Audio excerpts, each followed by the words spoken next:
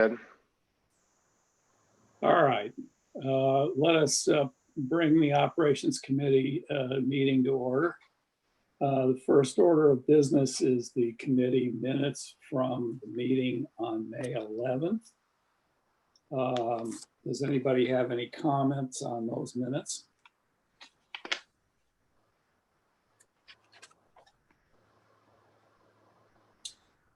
Hearing none, I would entertain a motion to approve the minutes. So moved. Can I get a second? Second. All in favor? Aye. Aye. Okay. All right. And the Standing Building Committee minutes, any comments on those?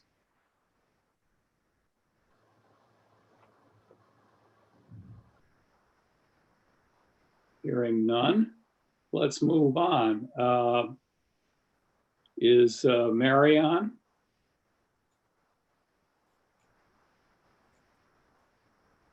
Looks like she's just connecting. There she is. Hi, Hi. How are you? Good. You're the reviewer of the month, right? correct. Well, why don't you review for us? I will do that. Okay. So the expenditures for the month of May were $4,011,821.56. The expenditures and encumbrances through May were 82.48% of the budget. And that is compared to 84.21% in the prior year. So we're just about 2% less than last May.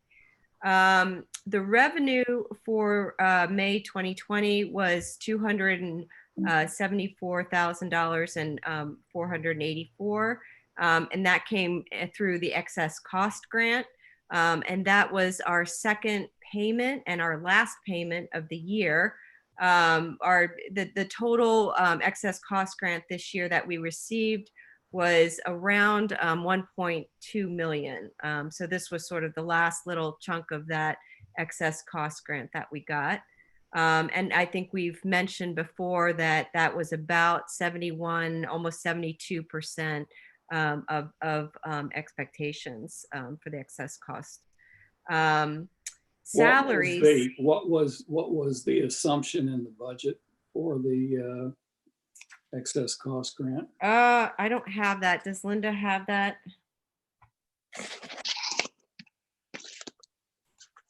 I don't have that in front of me.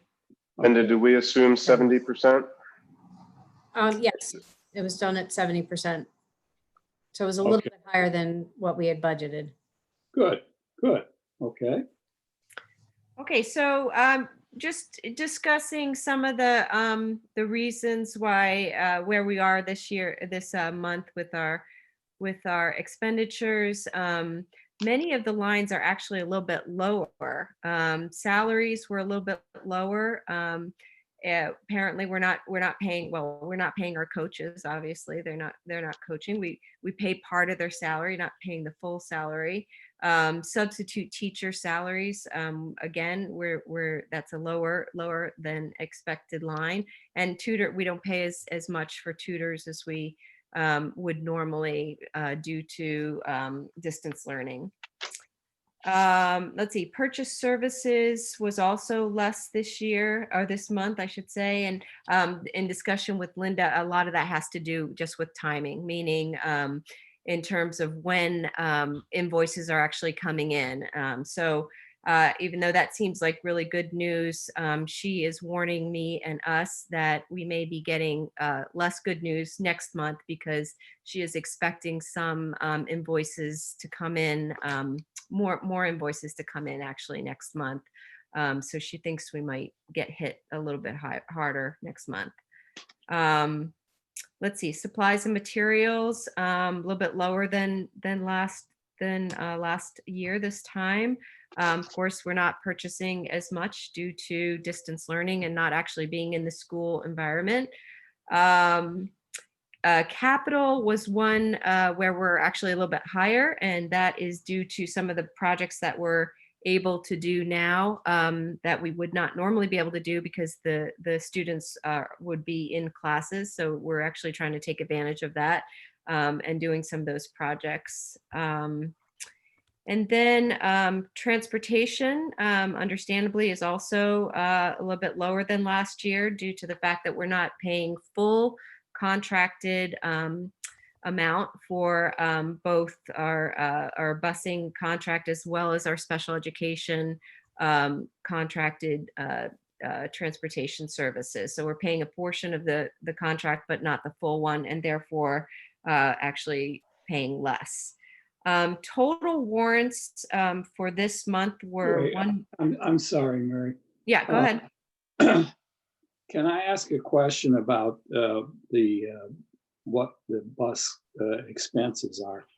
I understand that because we don't have an athletic season this spring, that I mean, I would assume that we're saving some money on athletic transportation. But are we paying the full freight on the rest of the bus contract? No. Following the guidance of the executive order on that topic, we met with the bus company. We are not paying any of the additional expenses. So to your point, athletic runs or field trips, we're not paying at all, as those aren't happening. On the base contract, the AM and PM bus runs, we negotiated a settled amount of approximately 82 or 83% of the base contract that we would have owed. Other districts came in slightly lower than that, but oftentimes those districts included pass-throughs on things like fuel, storage facility, maintenance facility, parking location, and even the office space, which we all cover independent, and there's no attachment in the bus contract for any of those expenses. It's right around the average for the state, and again, it allowed the bus company the ability to hold on to their drivers, which should give us better ability to reopen and not have lost those drivers. Okay. I'm sorry, Mary, go ahead. I was just going to conclude by saying that total warrants were $1,453,222.51. And if you all would like, we can discuss some of the individual items on the warrants Yep. that I discussed previously with Linda. And then if anybody else has specific items, we can also discuss those. On page 1, I noticed expense for $3,786.66 for emergency repairs at Jones, which apparently wasn't an emergency. I guess I hadn't heard that there was an emergency, but apparently it's just the way that it gets put in. It looks like an emergency, but was just something that failed and needed to be replaced. Then asbestos removal, you'll notice down on that page was $30,000 plus. Apparently, the cafeteria floor at Baldwin was being replaced, and unfortunately, but not surprisingly, asbestos was found and then had to be remediated, and that's what that cost is referring to. For me, on page number 3, I had a question about the dining services, $100,000. And Linda explained that unfortunately, due to the inability to generate revenue, Erica and her service needed a cash installment, potentially a loan, to pay payroll and other expenses for all the great work that they're doing, feeding our students and our community. So that's what that was. I'll just note here that 10 years ago, we used to make those kinds of cash adjustments annually. The fact that we have not done it in so long that it seems unusual during the COVID closing is a silver lining to all of this. We used to run in deficit every year and would have to float that budget. We have not had to do it in multiple years. It's not a surprise. We anticipated needing to do so this year. Can we talk just a quick second about, are we going to get reimbursed for part or all of all these meals that we're serving? I mean, I read someplace that there were, in one of these federal bills, there was some money for this. Erica, Linda, can you guys speak to that? So we are currently getting reimbursed at a rate of a free breakfast and a free lunch every day. The only difference is these meals are not typical of what we would normally do in school. So we follow a program called Offer versus Serve. With what we're doing right now, we are serving the extent of the complete meal to its fullest and packaging it to go and putting it in paper and having it being available every day. So the reimbursement that we're getting is not enough to cover a lot of the expenses that there are to run the program in this style. So they're doing, the USDA is trying to pass a lot of different waivers and grants, and I've applied for some different grants, and we're trying to see if there's any additional funding we can get. But we do receive federal reimbursement. It's just not enough to cover the grab and go style and what the meal is itself. Okay. Also Very remember, also remember that we're continuing to incur full staffing costs, even though we're not running a full staff every day to serve these meals. So the federal money does help to offset our local expenses, but doesn't wash it. It's not a wash. We are still incurring expense. That's fine. Thank you. Go ahead, Mary. On page 5, I had questions about what the Power School report card expense for $4,000 was. And it was explained to me that this is due to the fact that we had to make some changes in the reporting, and we had to purchase a report card creator plugin for the Power School. And that's what that cost was related to. So that was actually, it was so that we didn't have to print and mail the report cards. This was so that the report cards could be done electronically for the third quarter, and then it'll be done that way for the fourth quarter as well. Okay. So we And right actually underneath that, I'm sorry. So we actually save money as opposed to having to mail them out. There's an offsetting postal savings. I don't know if it's a complete wash or not, but yes, there's an offsetting savings. Right underneath that, the disclosures, the GASB disclosures relate to the financial reporting of pension funds that go out to individuals to report their pension status. I had questions about the N2Y line. That's a few lines down from that for a cost of $2,500 and change. That's an online learning account that used in special education at Lake School. It's a 1-year subscription. And then the next, page 6, you'll just note the payment for $864,000 and 716, and that's our medical payment to the town of Guilford. And that was all the questions that I actually had. I don't know if anybody else caught something or saw something that caught their eye. How about other questions from the committee or other board members?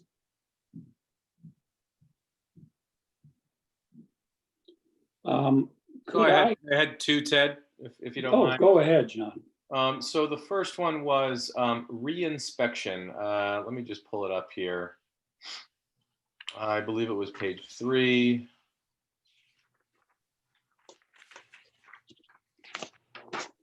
Oh, I'm going to find it here.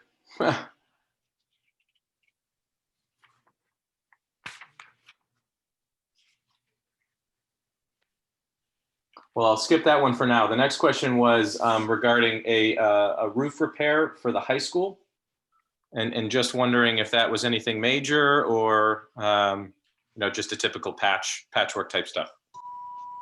It was a small patch on the, say, we'll call it the middle level roof, where there's a lot of equipment and gets a lot of traffic area. Gotcha. Okay, so I found the vendor that I was looking for. So it was Mystic Air Quality Consultants. Mhm. Can you just explain what their role is and why we would be getting a reinspection? So we're required by the state to do a reinspection every 3 years of asbestos throughout the entire district. So they come in and they actually go through the entire school looking for any issues or concerns with asbestos.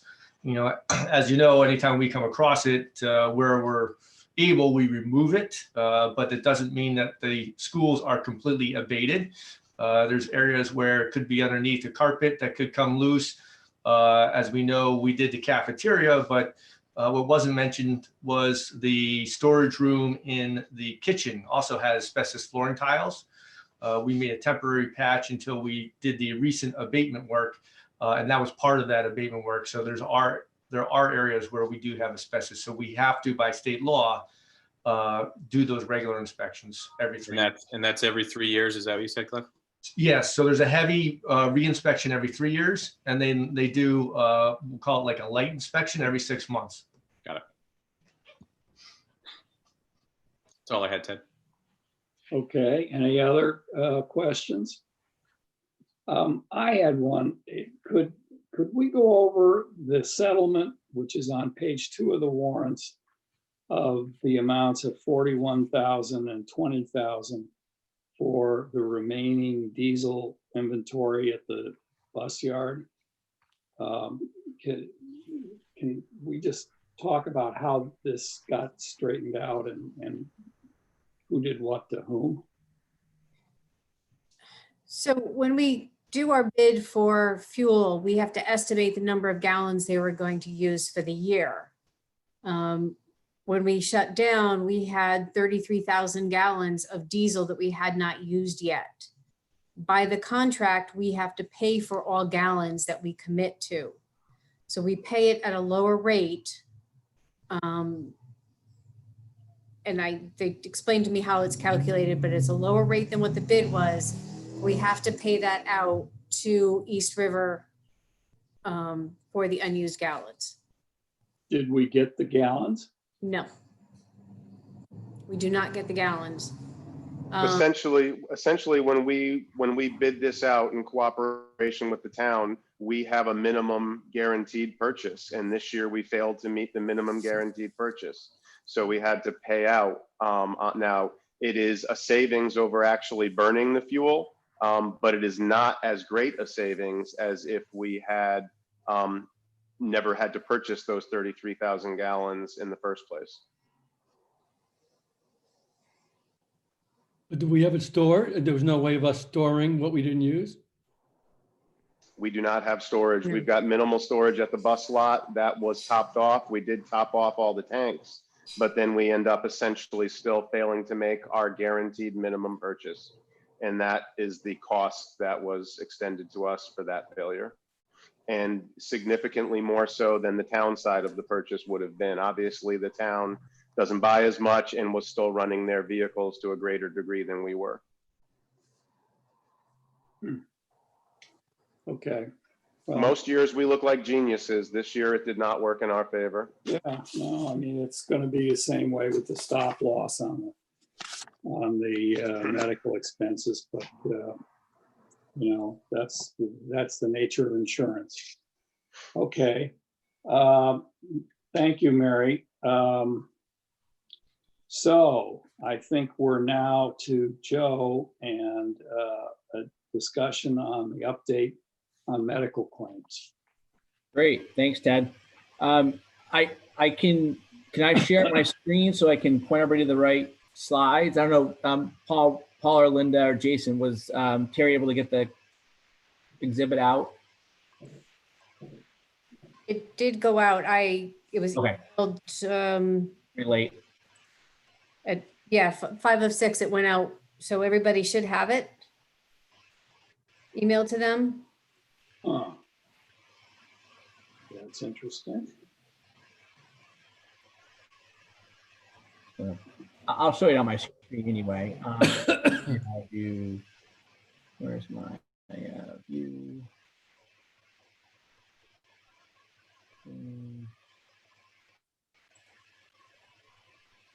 Trying to make it bigger here. Share screen.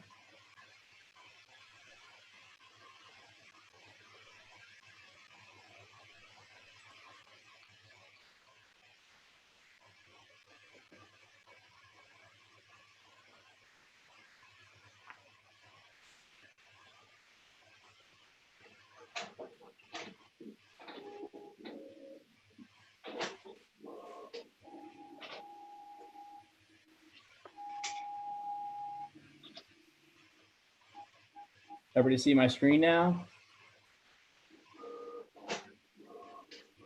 Hi, Joe. Not yet. This is Katie. I see. Yo, there we go. There it goes. Coming. It's a little laggy on this end. My kids are probably playing Xbox. All right. So I want to give you a quick update as to claims. I think you might have been one of my last in-person meetings. So I came out, I think it was March 8th. And it was just kind of when things were starting to become real serious. And we talked a little bit about coronavirus and, did we anticipate any claim impact? And we really weren't sure at that point.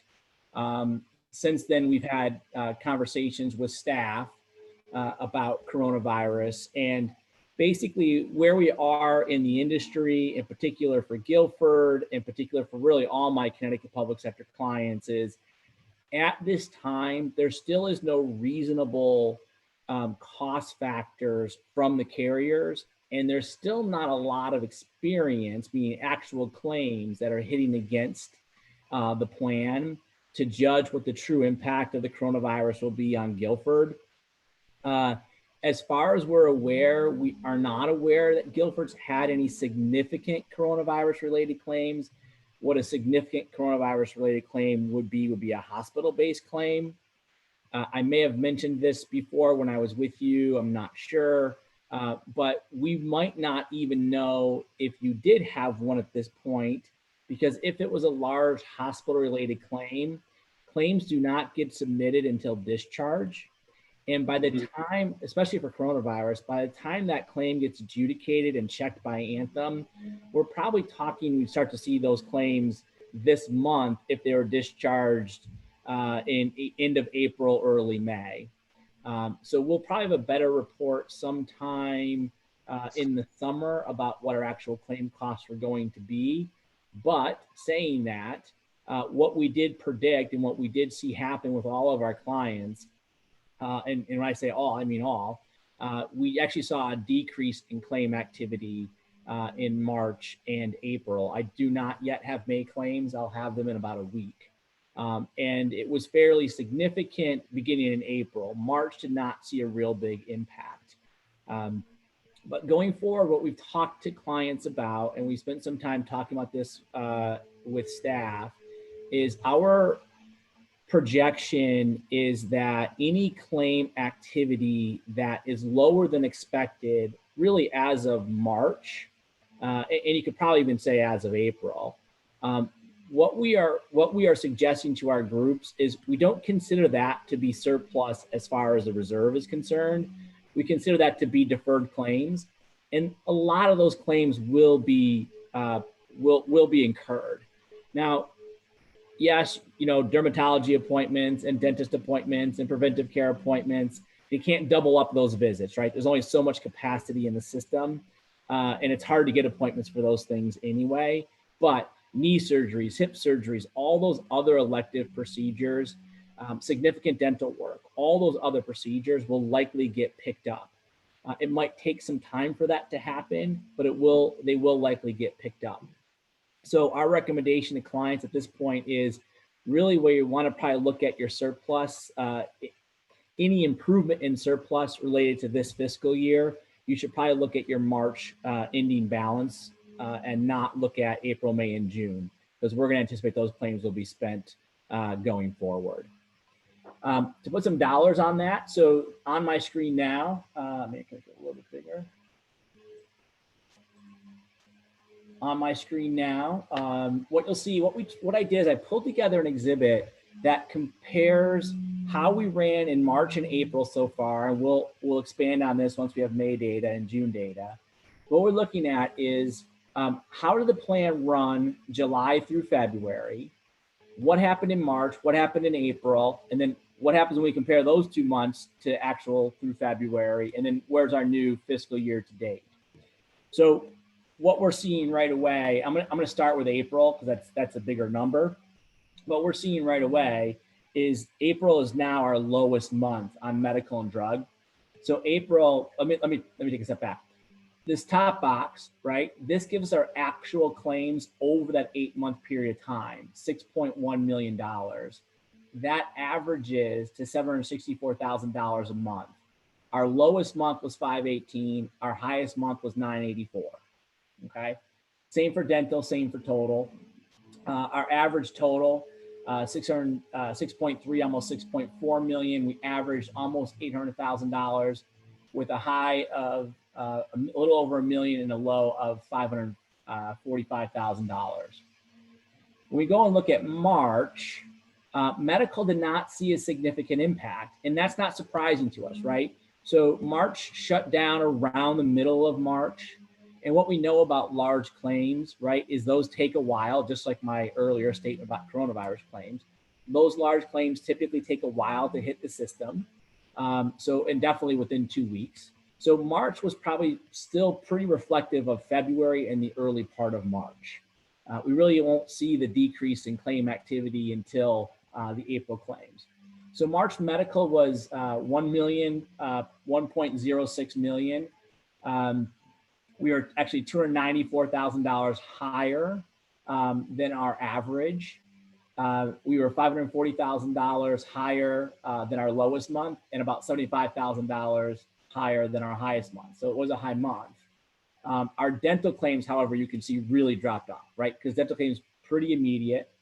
Dental claims came in at 18.9. We were almost $13,000 lower than the average, or about 40%. And then I'll just go to total here. For total, our total claims, we were almost $1.1 million in total claims. We were higher than the average by $282,000. And then you can see we were over the lowest by $533,000 and over the highest by $62,000. So March was not a great month, but it wasn't a horrible month either. Just it wasn't a great month compared to the average. The plan was still running well as of March. We were running about 17% under expected as of March, so it was still running very well. April, though, is when we really see the impact. So April medical and drug claims dropped to $472,000. That's almost $300,000 or 38% lower than the average through February. That was lower than our lowest month, almost by $46,000, and lower than our highest month by $500,000. Dental, you can see almost completely dropped off. Dental claims were at $6,200, $25,000 lower than the expected. And then total, we're about $479,000 for that month, which was $317,000 or 40% lower than the average. And you can see the highs and lows. So what we did then is we just took a look at, well, what's April, what does March and April look like if we average them together? So if we average March and April together, claims were $765,000, almost $766,000, so slightly higher than our average. Really just a push. And it was $247,000 higher than our lowest month and about $218,000 lower than our highest month. We could skip over dental. We know that that's down. And then for total, our total claims, because dental was down so much, actually came in lower than our average through February. It was still higher than our lowest month and about $237,000 lower than our highest month. So that's helpful to understand. We'll expect that May is still going to be likely a lower month. We do understand that some elective procedures started to pick up towards the end of May. I'm aware personally of some knee replacements and things that started to get scheduled. Those claims, however, probably won't hit till June anyway. So we do anticipate that May will be another low month. But if we look at resetting the new fiscal year average, basically our average is right where we were through February. And if we look at a total, that's probably better to look at. $792,000 was our average. That was actually 0.44% lower than the average through February, or $3,500. So at this point, you know, barring a significant, I would say several significant large claims, we are likely to end under expected claims. And I'll talk a little bit more about that in a second. But are there any questions on this exhibit and on the impact of coronavirus deferrals, or any questions on kind of reserve assumptions? No? Okay. Well, just let me just be sure that I understand what you're saying about the timing. Let's say that one of our covered members here has a real go-to with the virus and ends up in the hospital. First of all, I mean, assuming that the person's in the hospital and ends up, God forbid, on a ventilator, I mean, what's the magnitude of that kind of a claim? That's a good question, Ted. So for you, it's a stop loss hit. So it's 150,000. You're probably talking a $200,000 to $500,000 claim is our assumption.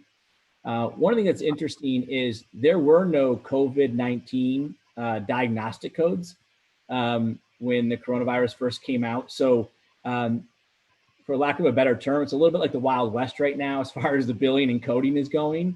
And so I think the carriers and the providers are going to be spending some time really trying to figure out what was done, why was it done. The carriers did, to relieve burdens from the hospital. The carriers did relax prior authorization and pre-certification rules as well. So you know, people weren't seeking approval to get admitted to a hospital. So I'm sure there's going to be some back and forth on the billing for those things as bills start to hit, as claims start to hit.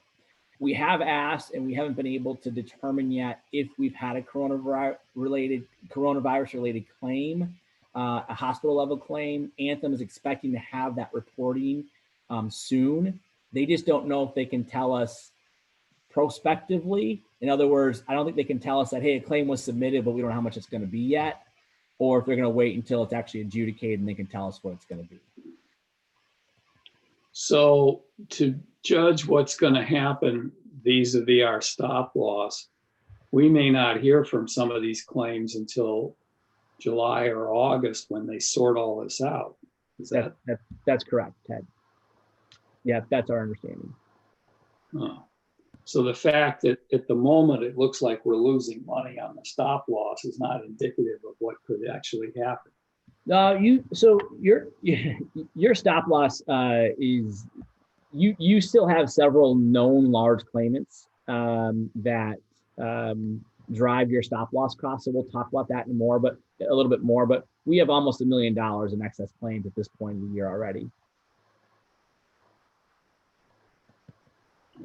Okay, I'm sorry.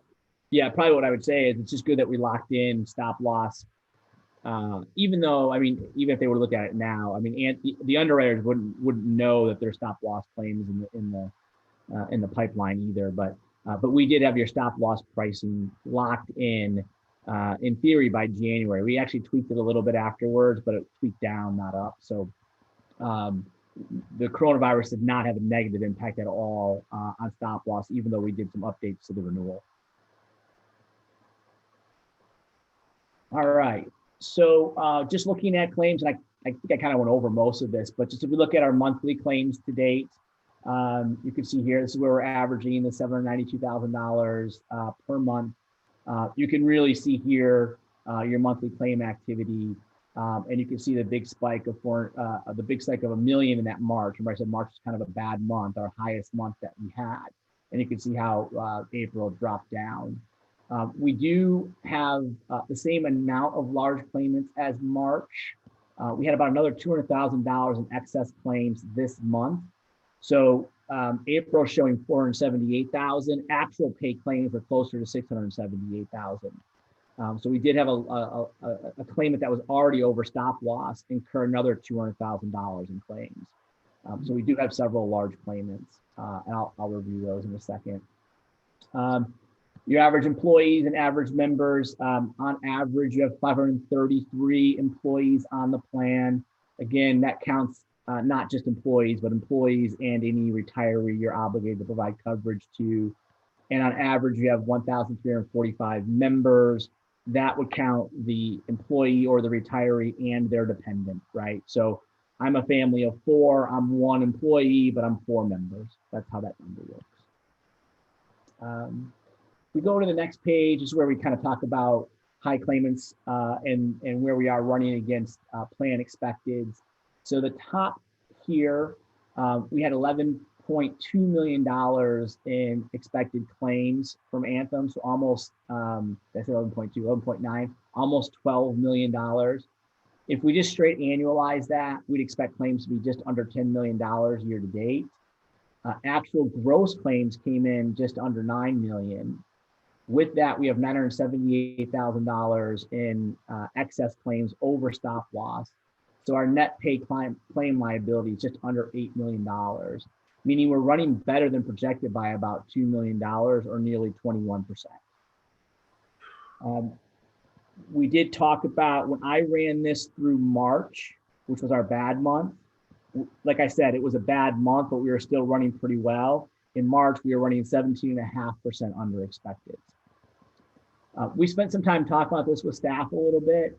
You can see here, right, this line, I don't know if you can follow my mouse, but this line here, you can see that we've consistently been outperforming projection in the last 3 years, somewhat significantly.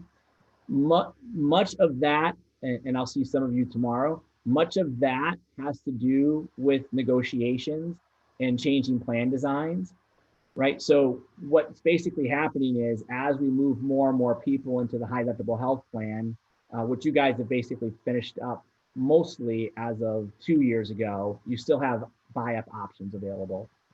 But the town has now started to do that as well. So I think it's safe to say the vast majority of town employees either are now or will be on the HSA as of July 2020. So we kind of keep reestablishing that base, which makes it difficult to do projections, right? Because you're using old claims when they were copay based and trying to figure out what they're going to look like when they're HSA based. Add in this year the deferral of certain services, and we're outperforming projections fairly significantly. Again, I do want to stress that $2 million over projected, right? A good chunk of that we should assume is going to be made up, not a good chunk of that, but a chunk of that we should assume is going to get made up as people go out and have those procedures that were being deferred.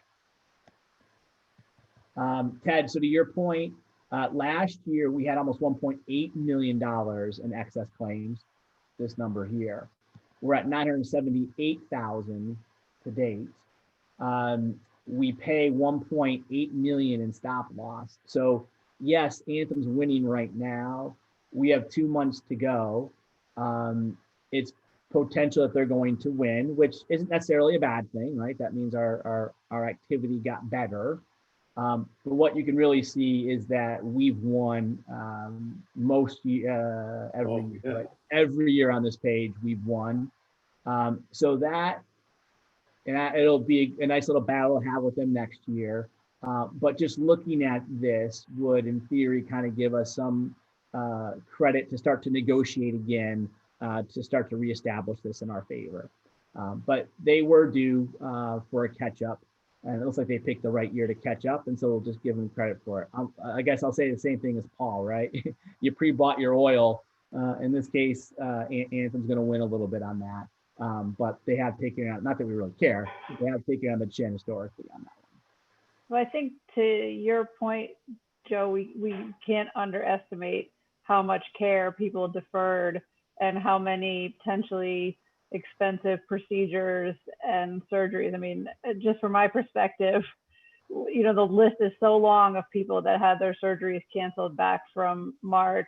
I mean, you had to literally have like limbs hanging off to go to the OR. So there's a lot of backlog.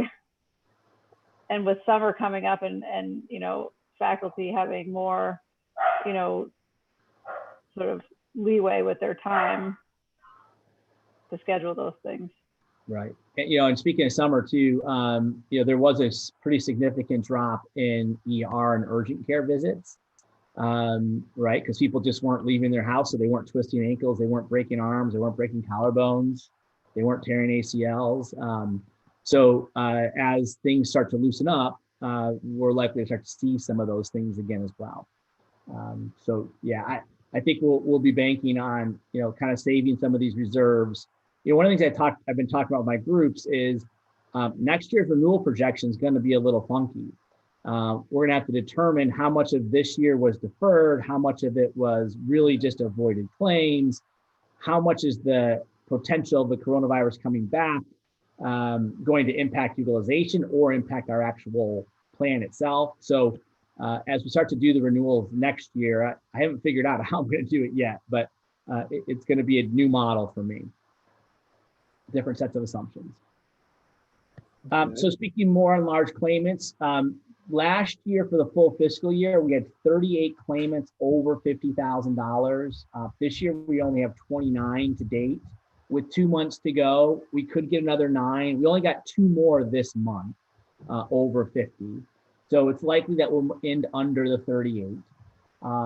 So we're driving, though, about the same percentage of cost, though, right? The 2% of your population is driving about 35% of your cost, which is fairly consistent with where we were last year. Overall, your non-high dollar claimants, and again, this is going to be impacted by utilization, your non-high dollar claimants are running very well, right? 7% under last year. And then just when we bucket our claimants here, we've got 14 claimants between 50 and 75, 3 between 75 and 100, 2 between 100 and 125, 3 between 125 and 150, 2 between 175 and 200. By the way, here's where your stop loss starts here, right? The 150,000. 2 over 175 to 200. We've got 2 between 2 and 300,000, 2 between 3 and 400,000, and 1 between 400 and 500,000. That one person is $484,000. That is a long-term ongoing client that's on the plan every year. And we have 2 inactive members. So 2 members that are large claimants that are no longer on the plan. They weren't, one of them might've been a stop loss hit, I forget now, but they weren't in the higher ranges. They weren't one of your very large claimants. One note, and Linda, we talked a little bit about this, and Paul, you might remember, and Jason, you might remember. So Anthem has a known reporting error, and this report reflects the known error because we have no other way really to estimate it. But what's happening is every month that I get a new claim report, right? So I get claim on June 15th, I'll get claims through May. What happens is my May drug claims are understated.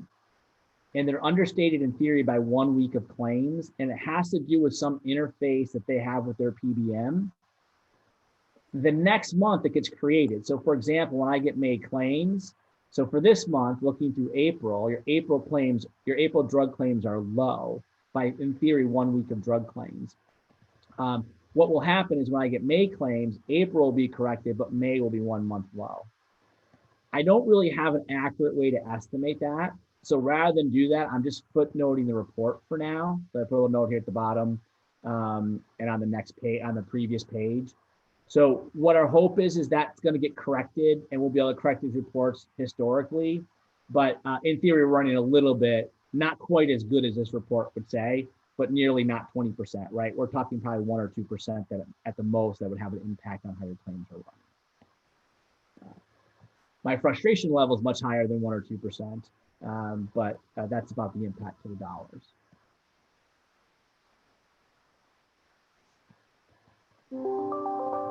Besides that. Any other questions for Joe? This has been very helpful, Joe, very helpful. Great. Thank you, Joe. All right, great. I guess I'll see some of you tomorrow on negotiations. What's tomorrow? So we have non-search tomorrow, right? Maybe I have the wrong date. I'm looking, hold on. I think it's food service. Oh, food service, sorry. I was gonna say, because I'm doing the non-certs and I don't have it on my calendar.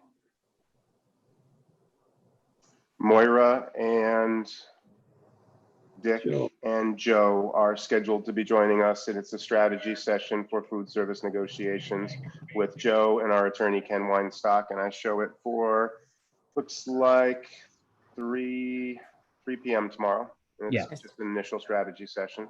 You're right, Joe. Be in Guilford tomorrow electronically. Yep. See you there. Thanks, Joe. You're Thank you, welcome. Have a Joe. good one. Okay. Well, that was very helpful. All right, food service. Yes. I was like, as we had that good lead in right there. So I have good news and not so great news. The good news is that we're still serving. May we maintained an average of 1,130 meals per day, which is a few more than we were doing in April.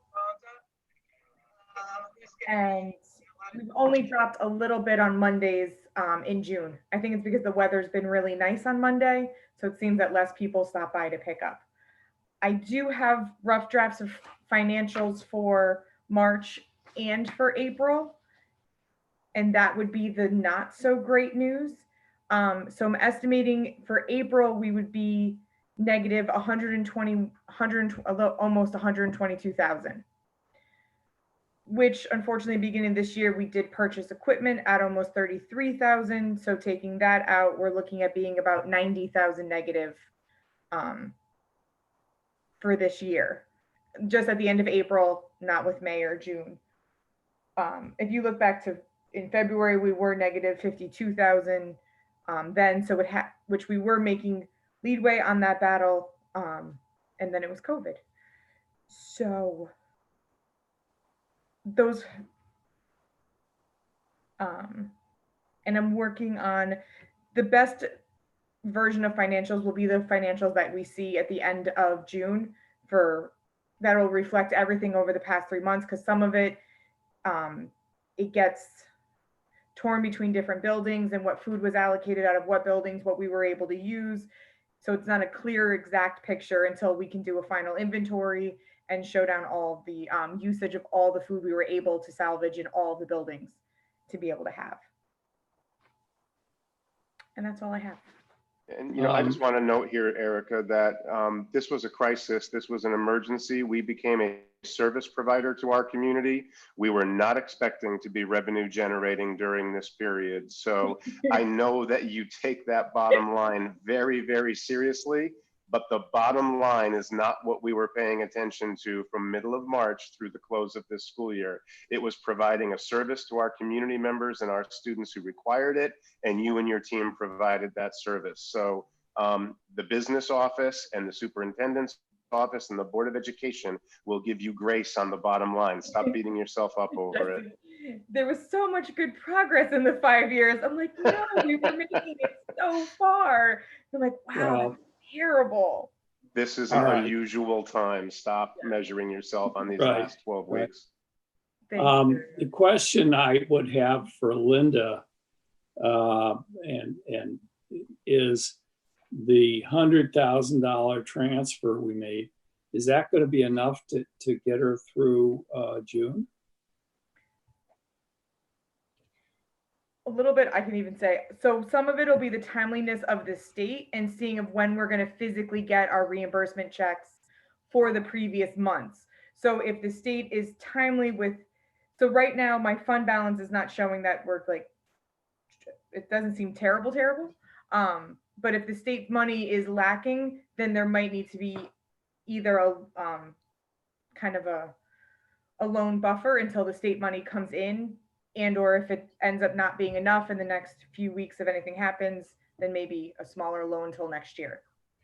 Yeah. Okay, Money's been a little bit delayed and we're not always sure when we're gonna get it. So like the state reimbursement for May was $96,000. I just don't know when we're gonna get the check for the 96,000. okay. Well, the key thing here is you're doing a great job. You should keep doing the great job. We just don't want you to run out of cash. No, And I don't want that either. you know, if the state plays deadbeat and they're slow, Linda will support you. Thank you. Any other questions? Absolutely.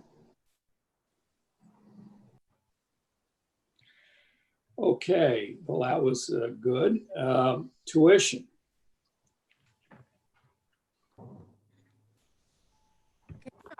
So I don't have a printed report for you. I will have one for the next meeting. But with the final payment of the excess costs and some of the lesser services that we are going to be paying, the report is a little bit better. We're now, I believe, under $100,000 over budget. Does that make sense?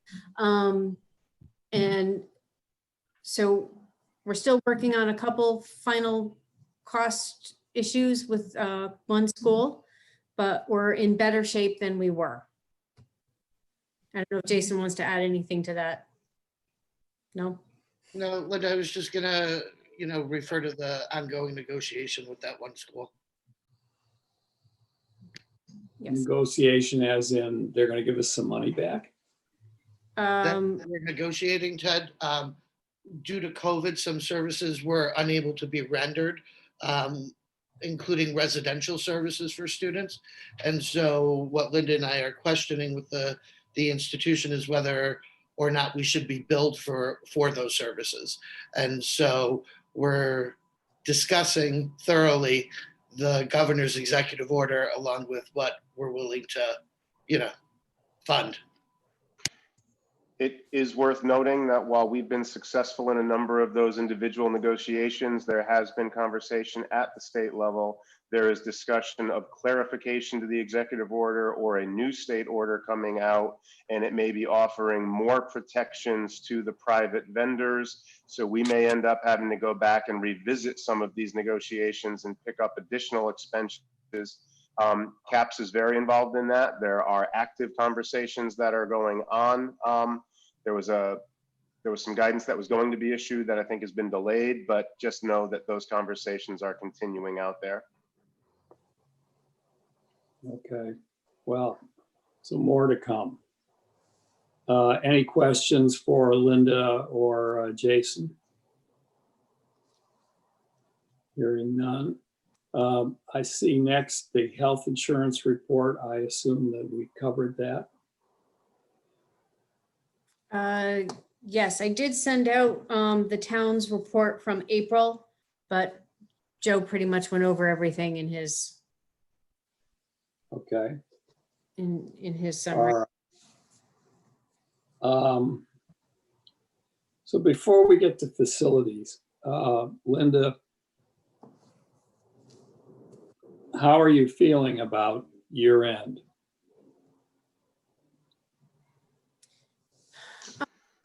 I think we're in pretty good shape for year end. We're pulling things together. We should still stay around the $250,000 mark where we'll give back to the town. I think we may actually exceed that. It may actually creep up a little over that we end up turning back unexpended. You've seen that Cliff's projects are running over. We are trying to get as much project work done this year before moving into next year's budget. We're working to purchase some PPE proactively upfront in this year's budget.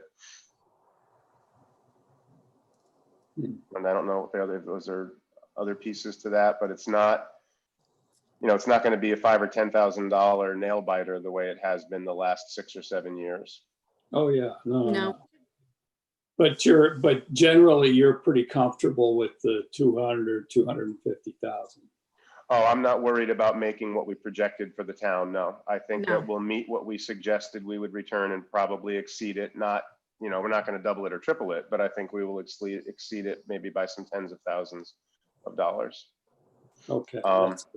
And we are trying to look forward to next year and be thoughtful about, again, project work that Cliff could compete, or equipment and purchase supplies in areas like PPE, cough and sneeze guards, things that we may need that we are looking to try to purchase in this year's budget before beginning to tax next year's budget for those expenses. Okay. All right, Cliff, you're up. Great, thank you. So first we'll run through a couple of the projects. Over at Adams, we are finishing up the drainage portion of the new parking lot. I think last month I might have mentioned that we had to add some additional drainage and tap in to really help it work well. So they're just about done with that. They finished backfilling today. So hopefully later this week, we can actually start paving and complete that project. That will potentially roll into next phase 2, which was slated for this summer, which is still another somewhere around $60,000 to $80,000 project to do phase 2, which converts the north front lot into a 2-driveway circular type of parking area to allow the parents to pick up and drop off and not have conflicts with the bus. So we've already started portions of that. I'm working with Frontier, I'm working with Eversource, and so we're moving along with that. So that could be an expense that can go again, depending on how we're sitting this year, and with the budget into this year's budget, or get pushed into next year's, depending how the project moves forward. At Melissa Jones, we're still moving along nicely with the HVAC project. They're still connecting up most of the heat pumps, and they're starting into some of the control work, electrical work, and that type of thing. So we'll see those units coming online shortly. So again, that's slated to be completed no later than August 15th. And at this point, we still feel we'll maintain that time frame. So moving over to Baldwin, phase 1, the last piece of that project was to start the chiller. That was supposed to happen Friday. They had a delay on that. So the tech was supposed to be here today. I didn't get an update that it was complete, but hopefully they were able to start that up so that we'll have cooling for the majority of the building. As far as phase 2, we've ordered the equipment. A lot of the equipment has already been ordered. The submittals have been done, so we're moving forward quickly on that project. So I'm assuming that some of the crew will mobilize from the Baldwin phase 1 and the Melissa Jones projects right into the Baldwin phase 2 project. Over at Guilford Lakes, the doors and locks have been ordered. We're still waiting delivery on that piece. And then over at Adams, we're starting this week with the repairs to the 1936 windows. So it will take them anywhere from about a week to 2 weeks to tear apart the windows, rebuild them with the new counterweights, and get all those windows working, hopefully.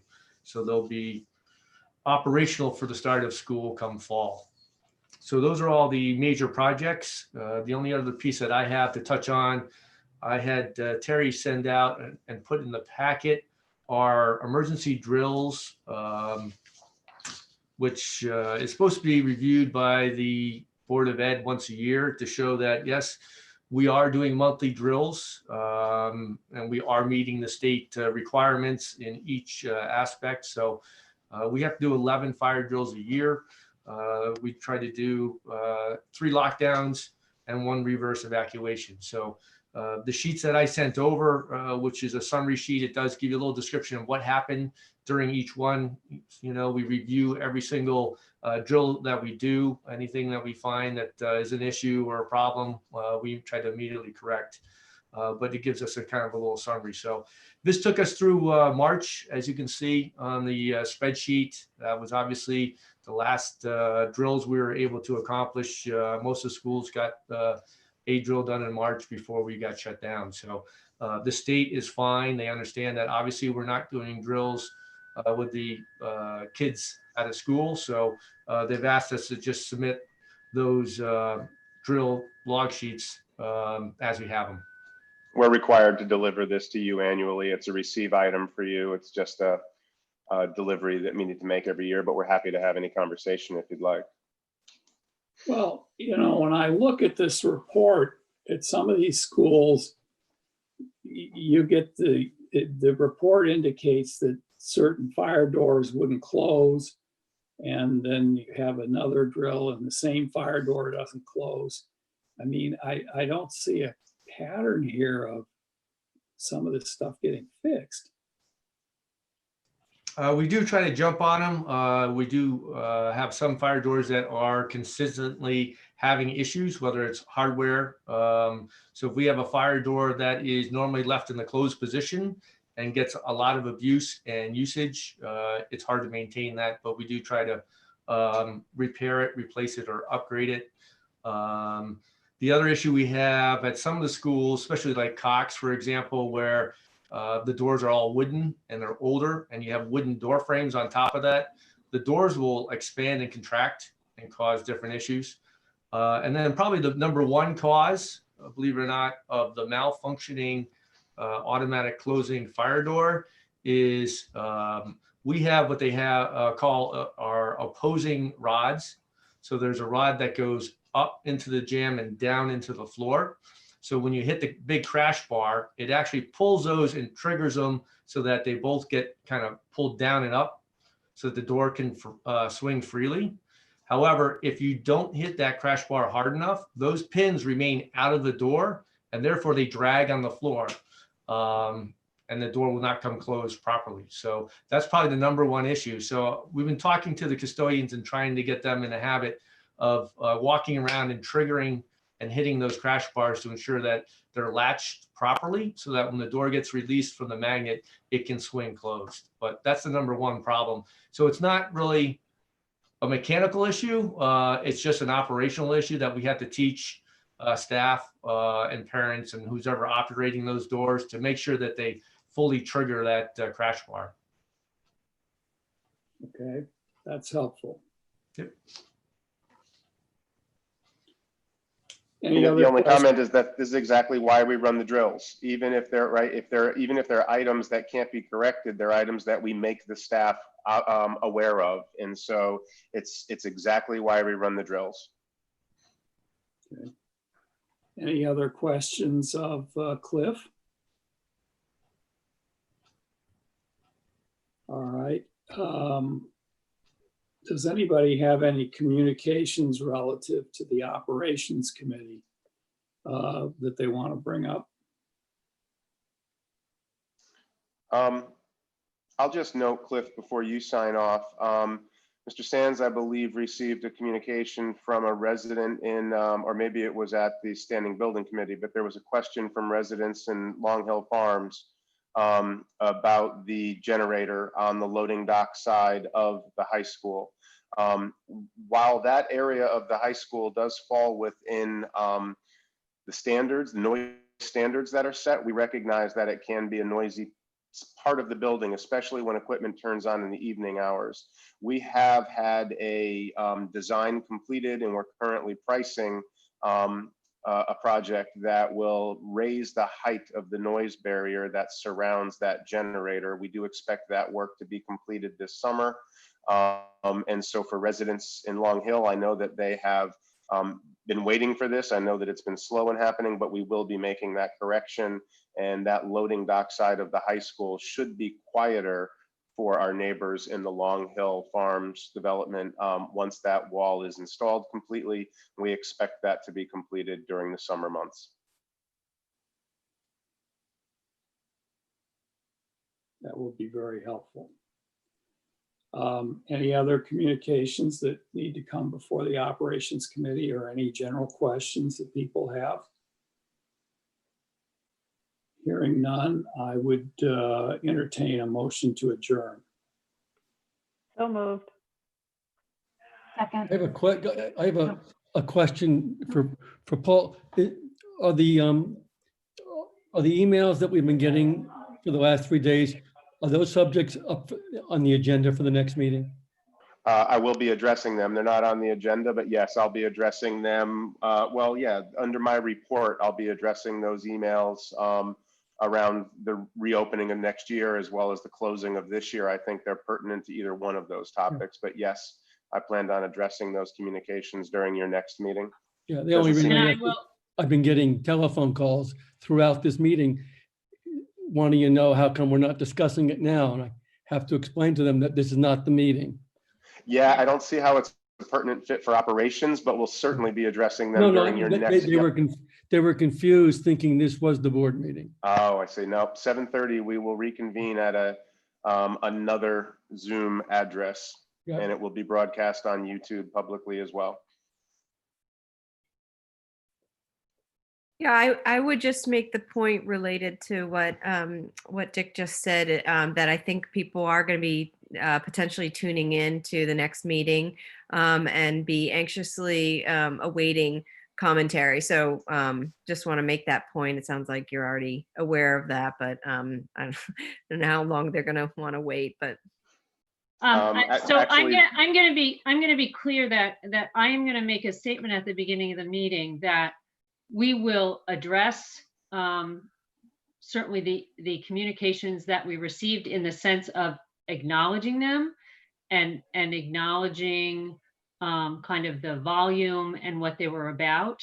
We cannot make this a discussion at our next board meeting because it is not on the agenda.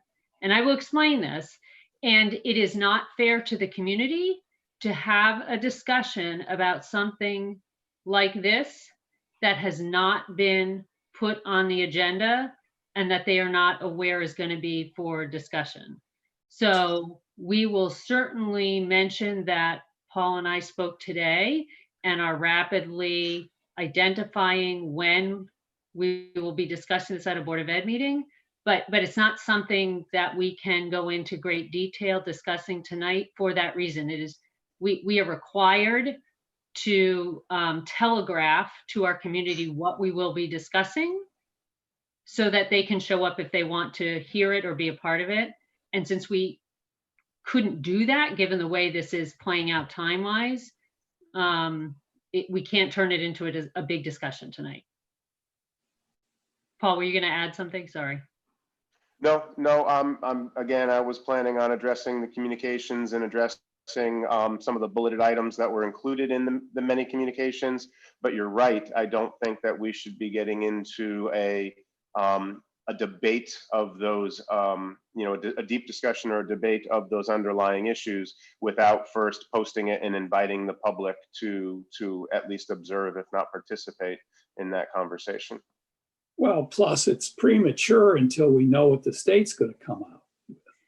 No. We're talking about communications around the race and Concerns systemic around race, racism. racism, systemic racism, and our mascot. Yep. The mascot. So that's not to say that Oh, that we will okay. not make a rapid attempt to address this as quickly as possible. I think we are hearing the urgency, but purely for respect to the public and the community, we can't turn it into a big discussion tonight because people don't know that's what we're going to be talking about. Okay, fair enough. All right. Well, we have a motion to adjourn and a second. All in favor? Aye. Anybody else in favor? I saw I'm not on the unanimous. committee. Yeah. You have to be on the committee. Sorry, Ted, I raised my hand. Okay, So did I. all right. So we're adjourned at 7:09.